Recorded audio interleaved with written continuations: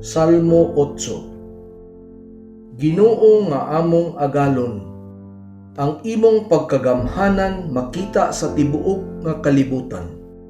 Ginadayeg sa mga tao ang imong gahom nga labaw pa sa kalangitan. Gitudloan mo ang mga gagmayng mga bata sa pagdaig kanimo, aron pagsanta sa imong mga kaaway ug tigpanimalos. Kung mutan-aw ako sa langit nga imong gihimo, ug makita ko ang bulan ug ang mga bituon nga imong gibutang sa ilang nahimutangan, makapangutana ako sa akong kaugalingon. Unsa ba ang tao nga gitagaan mo man gayud siya og bili? Tao man lang siya, nganong gipangga mo man gayud siya? Gihimo nimo siyang ubos lang sa mga anghel, apan imo siyang gipasidunggan nga daw hari.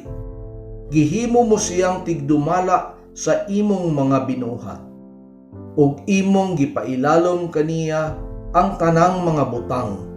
Apil na niini ang tanang mga mananap, ang nagalakaw, ang nagalupad, ug ang nagapuyo sa tubig. Ginoo nga among agalon, ang imong pagkagamhanan makita sa tibuok nga kalibutan.